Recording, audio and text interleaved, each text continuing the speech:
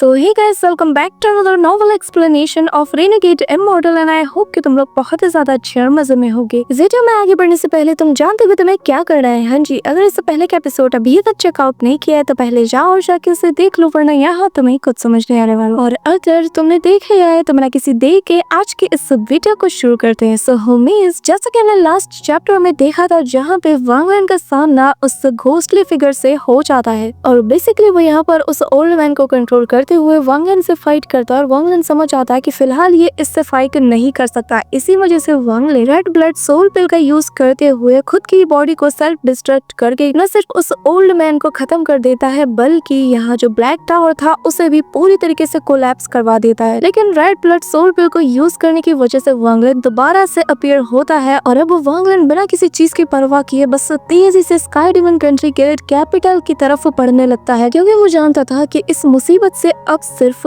Ancient demon ही उसे बचा सकता है। पर तभी हम देखते हैं कि ये जो घोस्टली फिगर था ये वांग लेन का पीछा करते करते उसके पास भी आ जाता है और तब तक वो वांग लेन बॉर्डर के करीब पहुंच चुका था और बस उससे थोड़ी ही दूर पर स्काई डीमन कंट्री का कैपिटल मौजूद था। और तभी वांग लेन चिल्लाते हुए एंशिएंट डीमन को आवाज देता है और फिर तेज लाइटनिंग सीधा वांग लेन के सामने आती है और यहाँ उसके कानों में एक आवाज सुनाई देती है जो कि एंशिएंट डीमन की होती है और वो वांग लेन से कहता है कि तुम 10 साल लेट हो। और अब आगे होमी, इस चैप्टर को स्टार्ट करने से पहले मैं बता दूं कि क्योंकि ये नॉवल एक्सप्लेनेशन है तो एग्जैक्ट क्लिप्स मिलना मुश्किल है और ऊपर से आजकल मेरे पीछे ना सभी हाथ धो के पड़ गए हैं, तो थोड़ा कॉम्प्रोमाइज तुम भी कर लेना अगर क्लिप थोड़ी इधर उधर हो जाती है, इतना तो कर ही सकते हैं। बस तुम कहानी पे फोकस करते रहना। तो हमारे इस चैप्टर के स्टार्टिंग में ही हम वांग लेन को देखते हैं जहाँ पे एंशिएंट डीमन उसके कानों में कहता है कि मुझे अपना खून दो। बस फिर क्या, इसी एक वर्ड के साथ हम देखते हैं कि वांग लेन के बॉडी के जो पोर्स होते हैं ना उनमें से एक लार्ज अमाउंट में खून निकलना शुरू हो जाता है और वांग लेन के सामने एक ह्यूमन शेप का फिगर बनने लगता है जिसके अंदर उस एंशिएंट डीमन की जो कॉन्शियसनेस होती है वो समा जाती है। अब इतना ज्यादा खून निकल जाने की वजह से वांग लेन बुरी तरीके से कमजोर पड़ जाता है। वो इमीडिएटली कुछ पिल्स लेकर वहाँ पर कल्टीवेट करने बैठ जाता है। अब यहाँ पर हम देखते हैं कि वांग लेन के सामने जो बॉडी प्रिपेयर हुई थी उसके 2 हॉर्न्स निकल आते हैं और वो दिखने में बहुत ही ज्यादा कूल लग रहा था। साथ ही उसकी आंखों में डेमोनिक लाइट भी हमें नजर आती है। अब यहाँ में हम देखते हैं कि उस एंशिएंट डेविल की वो जो सोल थी वो यहाँ पर इससे कहने लगती है कि अच्छा तुम मुझे रोकोगे, जिस पर एंशिएंट डीमन कहने लगता है कि भला मैं तुमसे क्यों डरूं और मैं तुम्हें क्यों नहीं रोक सकता। मुझे अच्छे से पता है कि तुम एंशिएंट डेविल की 9 स्कैटर्ड सोल पीसेस में से एक हो। अब ये जो इन दोनों के बीच कॉन्वर्सेशन चल रही थी ना ये एंशिएंट गॉड वाली थी और जैसा कि तुम्हें और मुझे पता ही है कि वांग लेन का ओरिजिन क्या है। यहाँ पर जैसे ही एंशिएंट गॉड की लैंग्वेज वांग लेन के कानों में जाती है ना बंदे के कान उसी वक्त खड़े हो जाते हैं और आंखें खुल जाती है। अब यहाँ में हम देखते हैं कि वो जो एंशिएंट डेविल था जिसकी शक्ल लिंग त्यानु जैसी मिलती थी, अचानक से उसके पीछे उसी का एक बहुत बड़ा इल्यूजन अपीयर हो जाता है कि तभी इसे देखते साथ ही यहाँ पर ये जो